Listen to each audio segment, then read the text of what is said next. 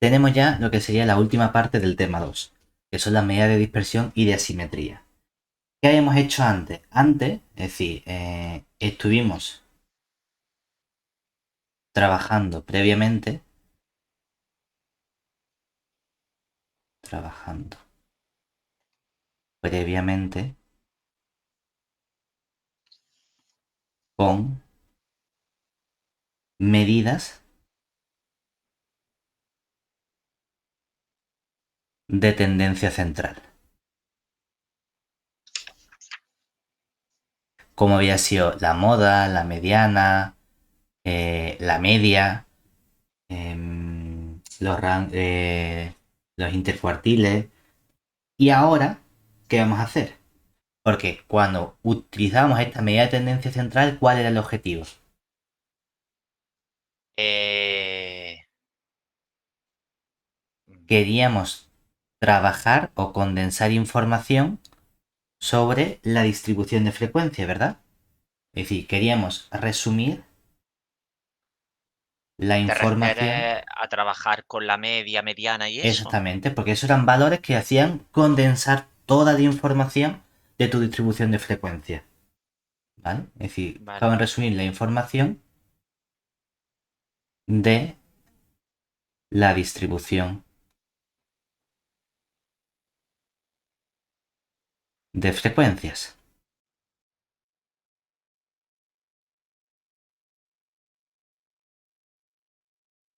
en un solo valor.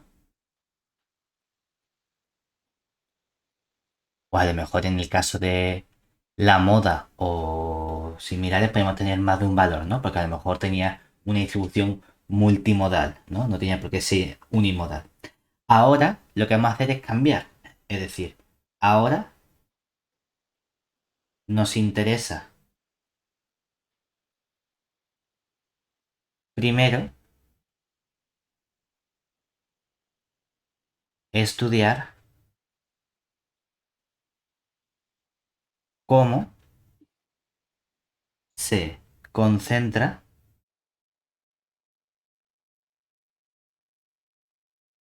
la distribución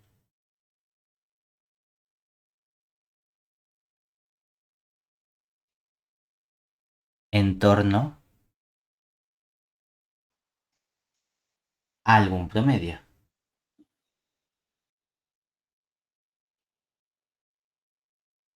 Y vamos a estudiar esencialmente en la primera parte cuatro conceptos. El concepto de recorrido, el concepto de varianza,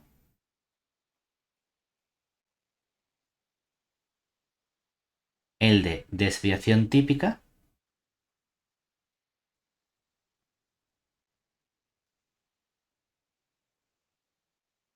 y por último, seguramente estos tres ya los conozcamos, un último que a lo mejor es nuevo para nosotros, que es lo que sería el coeficiente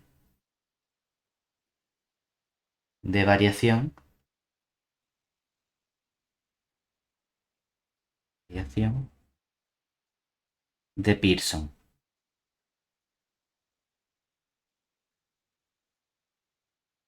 ¿De acuerdo?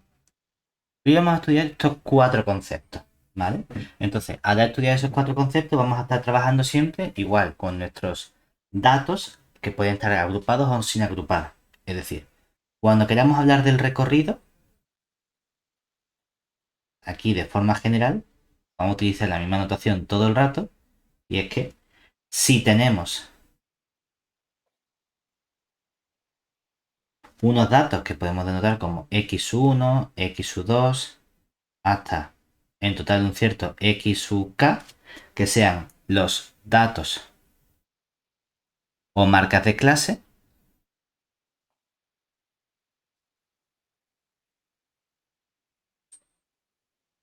llamaremos,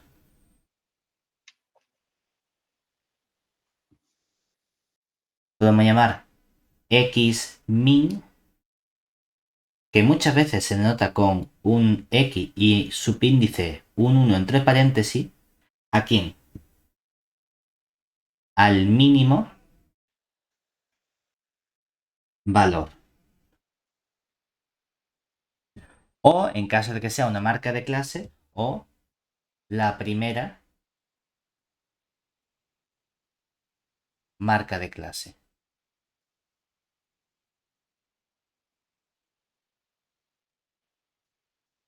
¿De acuerdo?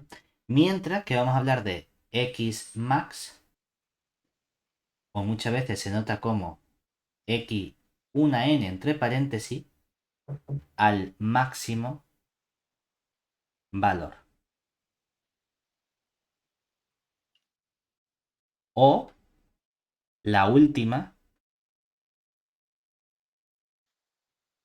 marca de clase.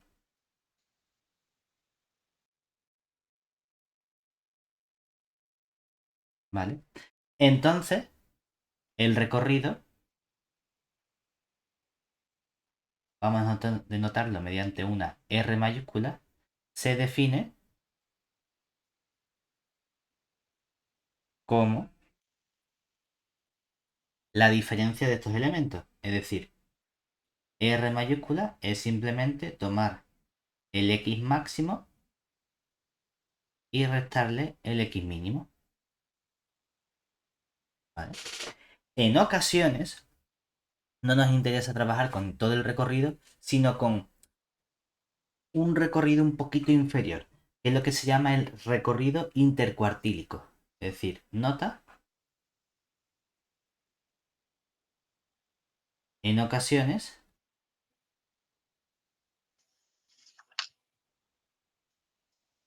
usaremos el recorrido intercuartílico,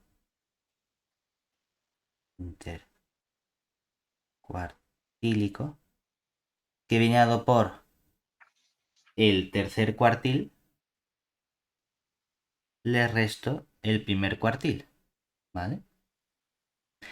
¿Alguna vez has oído hablar de un concepto que se llama las cajas de bigotes? Sí. Vale.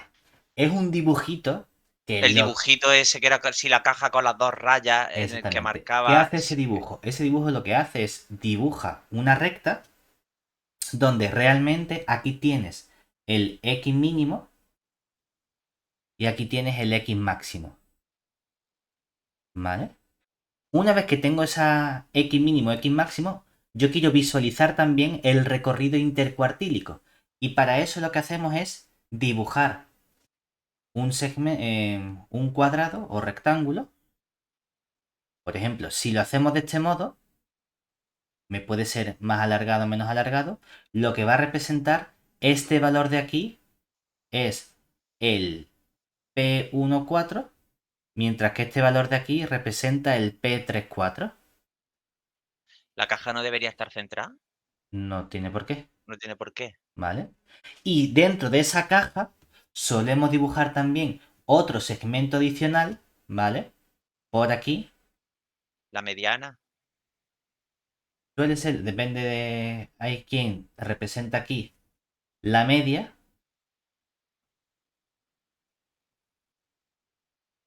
Hay quien representa la mediana. Depende del dibujo que queramos hacer. ¿De acuerdo? Vale. Ahora, no tiene por qué estar a la misma distancia porque los elementos con los que trabajo no tienen por qué ser simétricos, por así decirlo. ¿Vale? Simplemente estamos viendo cómo se acumula. Y esto es lo que se suele llamar como la caja de bigote, que es una representación que más o menos dibuja los elementos importantes que tenemos. Caja de bigote porque hay una caja y estos segmentos que pasan por el lado parecen bigotes. Tampoco es que los matemáticos seamos la leche imaginando nombres, cosas que sean fáciles de recordar para nosotros. ¿Vale? Ahora bien, vamos a seguir avanzando con los siguientes conceptos. Entonces, el siguiente concepto que nos interesa es el concepto de la varianza. Porque nosotros habíamos dicho que la media, a la hora de dar información, no era tan útil, ¿verdad? Porque pusimos un ejemplo el otro día donde la mediana nos daba una información más real de la situación que estaba ocurriendo en nuestro ejemplo, ¿verdad? Sí, Para compensar esa falta de información que en ocasiones puede proporcionarme la media, utilizamos el concepto de varianza, ¿vale? Entonces, se define o se definen, por un lado, la varianza. En libros antiguos, si a lo mejor lo buscamos, vamos a ver que aparece escrito variancia. Esto es porque vale, antiguamente este era el nombre correcto, pero por desuso se fue evolucionando hasta varianza con Z, vale, ¿vale? Pero a lo mejor lo encontramos. Se denota normalmente, el libro, por ejemplo, utiliza una notación con una S minúscula y la eleva al cuadrado. En muchas ocasiones, a nosotros matemáticos nos gusta utilizar letras griegas. Y la letra griega que representa la S es un sigma. Y le ponemos un sigma al cuadrado. Me da exactamente igual que utilicemos la letra griega o la letra usual, ¿vale? Lo importante es que esto se define como cogemos la cantidad de datos total que tenemos, 1 entre n, y vamos a sumar para todas las marcas de clase distintas que tenemos, o los datos, es decir, desde igual a 1 hasta el k, porque tenemos k datos distintos, al dato x sub y le resto la media y lo llevo al cuadrado, ¿de acuerdo? Voy a multiplicar además por la frecuencia de cada uno de esos datos, ¿vale? Si yo desarrollo este cuadrado, me queda una fórmula que sería 1 partido por n por la suma desde i igual a 1 hasta acá de los datos x sub i elevados al cuadrado multiplicados por su frecuencia y le restamos a cuadrado. Donde recordemos que para nosotros a era la media. ¿De acuerdo? vale, Y tenemos un concepto muy parecido que llamamos la cuasi varianza.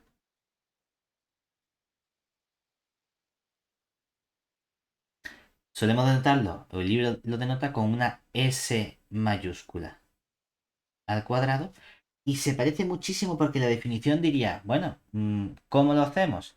Cogemos también una suma desde i igual a 1 hasta acá, esto no cambia, multiplicamos por el x sub i menos a, todo ello elevado al cuadrado, y multiplicamos por la frecuencia de cada elemento n sub i. Dice, es lo mismo que antes. ¿Qué cambia? Que en lugar de dividir entre el número total de datos, divido entre el número total de datos menos 1. ¿De acuerdo? Que si nos damos cuenta, ¿qué diferencia hay entre la varianza y la cuasivarianza? En lugar de dividir entre n, divido entre n menos 1. O sea que podría expresar esto justamente como multiplico por n menos 1, divido entre n, al revés. Si quiero tener el n menos 1, divido entre el n-1, multiplico por el n y pongo aquí la varianza s cuadrado, ¿vale? Para que este 1 parte por n con esta n se me simplifique y me quede el n-1. Esa es la relación, que son prácticamente la misma cosa, ¿verdad? sí, Lo importante es que, aunque ahora mismo no lo vamos a ver, igual que decimos la media tiene fallos y la mediana nos da una representación un poquito más real de la situación, la varianza también tiene fallos y la cuasi varianza nos da una información un poquito más real que la varianza. Por eso siempre que se hacen análisis estadísticos suele utilizarse la cuasi varianza en lugar de la varianza. ¿Vale? Quitamos uno de los datos, por así decirlo. Una vez que tenemos esta varianza, lo hemos elevado al cuadrado porque tenemos otro concepto que es el concepto de cuasi desviación típica o la desviación típica, que sería coger este valor pero sin el cuadrado. Es decir, para la desviación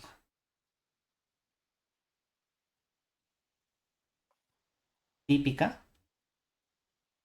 pues resulta que tanto en la varianza como en la cuasivarianza estamos haciendo sumas de elementos al cuadrado. O sea que estoy sumando elementos positivos, ¿verdad? Por lo tanto, siempre voy a tener un valor positivo. Luego, como tanto tanto S cuadrado, que es la varianza, como S mayúscula al cuadrado, que es la cuasi varianza, son positivos, tenemos que puedo definir la desviación típica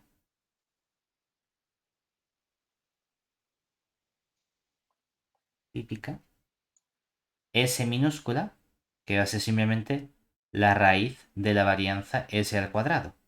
Es decir, que va a ser coger la raíz cuadrada de 1 partido por n por la suma desde i igual a 1 hasta acá de los x sub i menos a, todo eso elevado al cuadrado multiplicado por las frecuencias n sub i. ¿Vale? Y tenemos también lo que sería la cuasi desviación típica,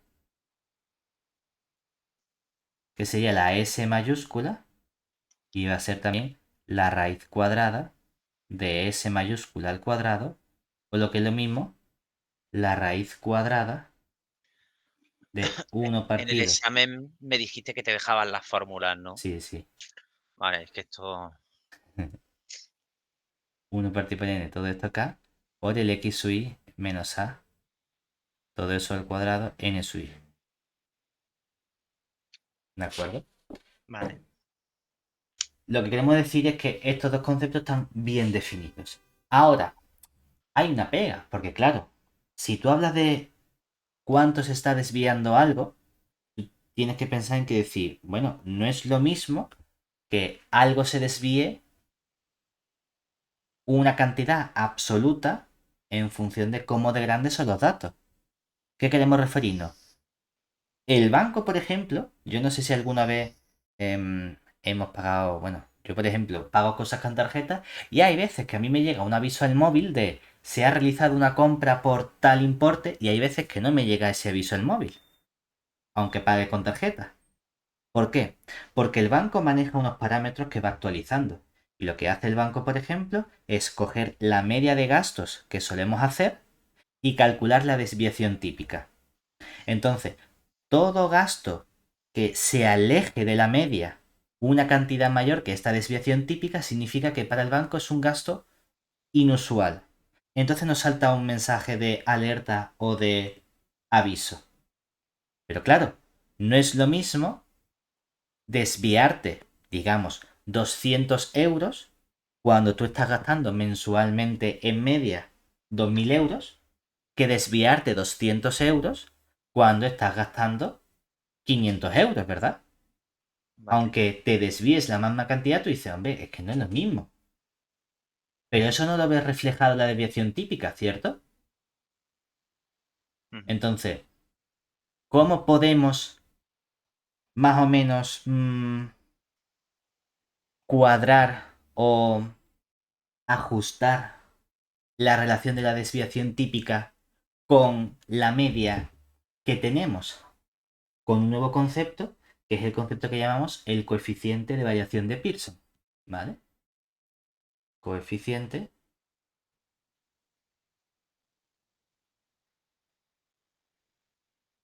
de variación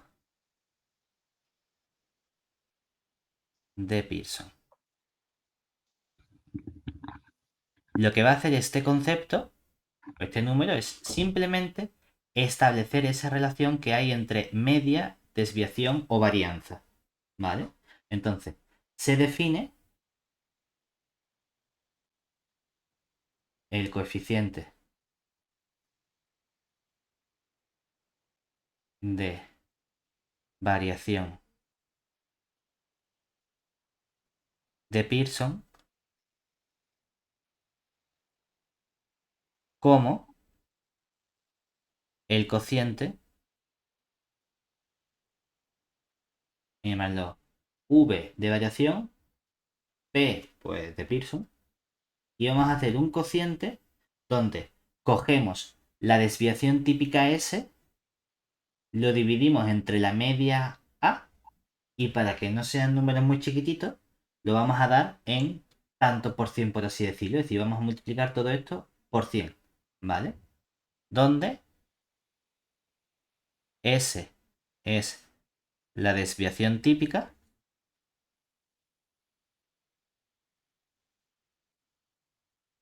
y A es nuestra media. Entonces, ¿qué ocurre aquí? Que esto ya nos va a permitir comparar distintos datos aunque tengan la misma desviación típica. Porque entonces, a mayor valor de V sub P, mayor dispersión de los datos.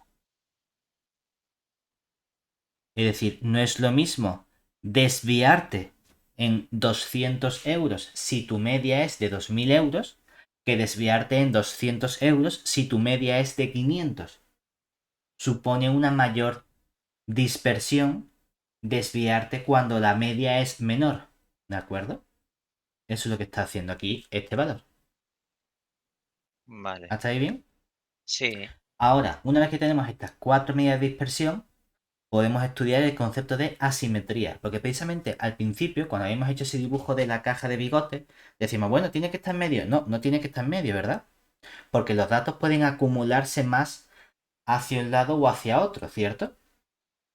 Ujú. Entonces no tenemos que pensar siempre en la media como justo la mitad, sino que vamos a ver dónde se están acumulando todos esos datos. Cuanto más se acerque la media a la derecha, ¿verdad?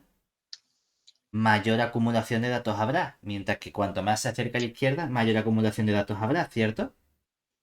Entonces, eso lo queremos tratar de relacionar de algún modo, mediante algo que vamos a llamar nosotros ahora medidas de asimetría. Entonces, lo primero que queremos hacer es hablar de ese concepto de simetría o asimetría. Entonces, vamos a ver qué entendemos nosotros por una distribución simétrica. Es decir, definición, diremos que una distribución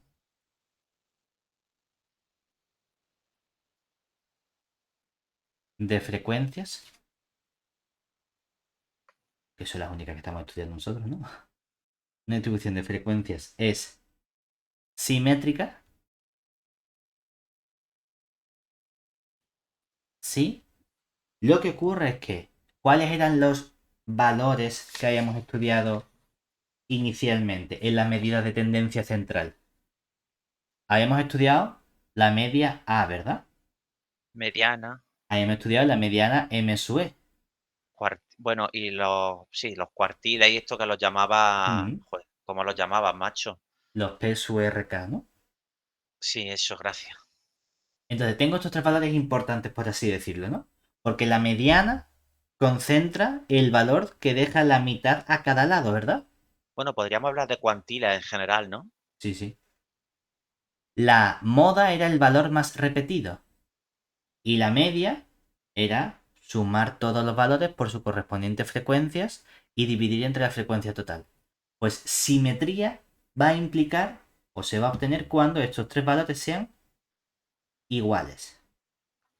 ¿Vale? Claro, entonces, cuando eso no ocurra es porque mi distribución ya no va a ser simétrica. Pues vamos a tener dos tipos de asimetría. ¿Vale? Es decir, cuando la distribución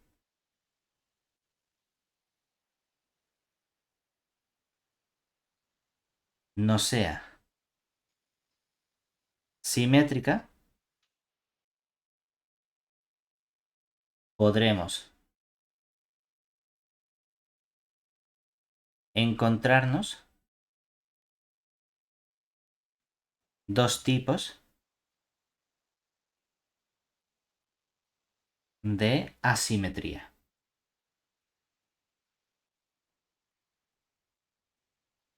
Por un lado, asimetría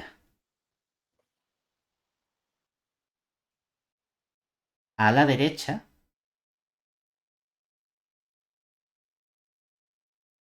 si las frecuencias, ya sean absolutas o relativas,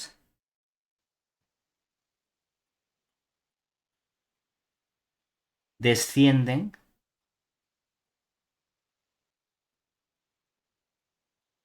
más lentamente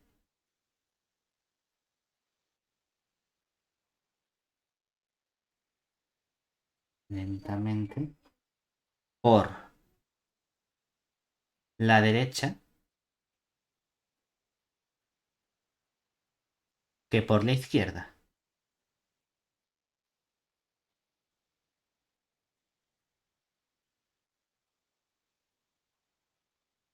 ¿Vale? Vale. Mientras que podemos copiar todo esto en realidad. A ver si me deja. Voy a pegar. Mira qué bien. Así me ahorro escribir. Y podemos cambiar. Es que somos vagos los matemáticos, ¿no? Y hablar de asimetría a la izquierda.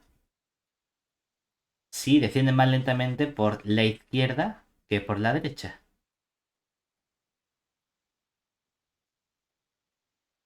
¿Vale? Es decir, segundo tipo de asimetría sería la asimetría a la izquierda.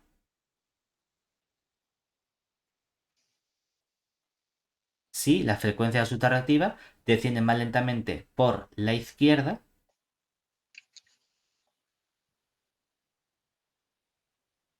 que por la derecha. Claro, ¿cuál es el problema? Que esto es texto, ¿verdad? Y a mí texto no me gusta para trabajar con cosas matemáticas. ¿Qué es eso de desciende más lentamente? No, yo quiero comprobar esta definición con algún tipo de cuenta, algún objeto matemático que me permita caracterizarlo fácilmente. ¿De acuerdo?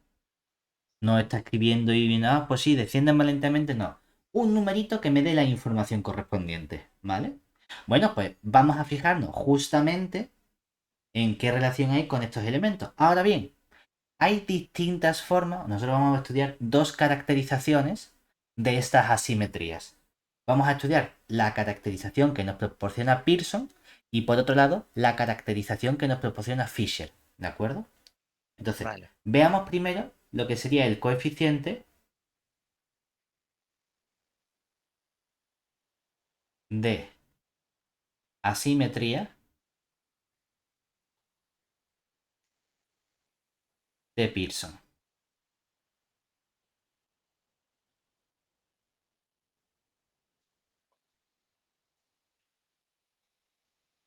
Entonces, se define como una cantidad A de asimetría, P de Pearson, y vamos a tener el siguiente cociente. Vamos a tener abajo la desviación típica, ¿de acuerdo? Y arriba, ¿qué vamos a tener? Vamos a tener a la media A, le voy a restar la moda M sub D, ¿de acuerdo? Claro, en particular,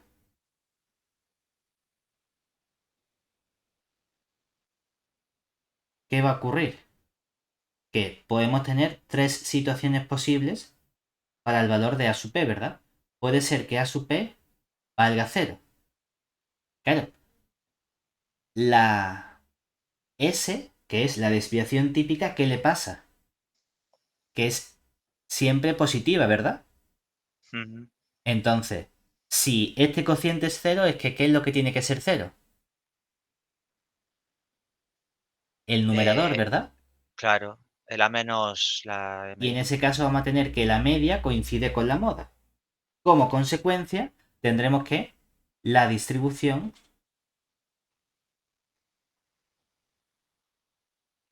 es simétrica. Ah, pues mira, esto me gusta más porque entonces puedo estudiar simetría utilizando este numerito. Pero también es posible que yo tenga que A sub P sea mayor que cero o que A sub P sea menor que cero, ¿verdad? Bueno, pues cuando sea mayor que cero, ¿eso qué significa? Que la media está como Más grande que la... mayor que la moda, ¿verdad? Claro. ¿Eso qué significa? Que el valor más repetido se obtiene antes. Entonces se están acumulando más hacia la derecha, ¿verdad? Por lo tanto, hay asimetría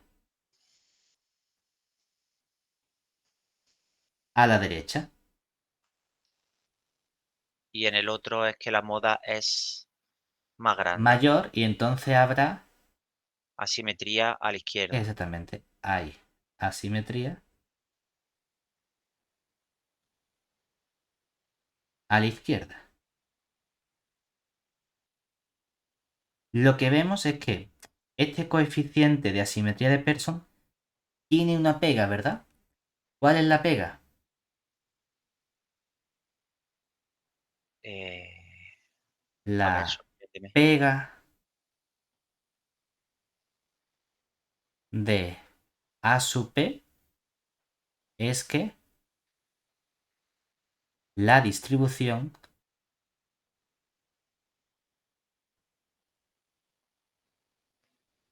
tiene que ser...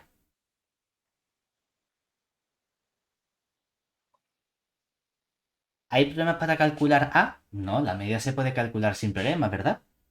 ¿Hay Sí, problemas para calcular S? La desviación típica, ningún problema. ¿Y para la moda? La moda no tiene por qué ser única, ¿verdad? no. ¿Qué pasa si hay más de un valor con la misma frecuencia absoluta, máxima? Que hay varias modas, ¿verdad? Entonces Sí, esto ya no está obvio. bien definido, ¿cierto? Entonces, para que A sub P esté bien definido, la distribución tiene que ser unimodal.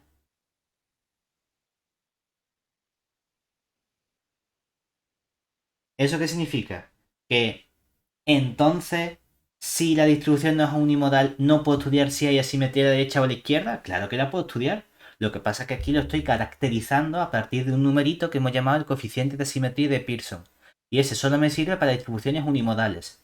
Vamos a introducir otro coeficiente de asimetría. Vamos a copiar y pegar. Borramos esto ahora. Que va a ser el que vamos a llamar el coeficiente de asimetría de Fisher.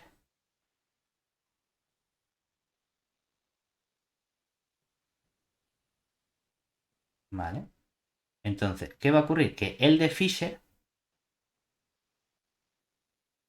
nos permite trabajar con distribuciones que no son unimodales. Vamos a llamarlo A sub f y se va a definir como también un cociente un poquito más rarete, donde vamos a tener el número de datos n. Vamos a multiplicar por la cuasi desviación típica, S mayúscula, la elevamos al cubo y arriba vamos a tener la suma desde i igual a 1 hasta acá de los datos x sub i menos a, todos ellos elevados al cubo. ¿De acuerdo? Y multiplicamos por la correspondiente frecuencia de cada dato. ¿Vale?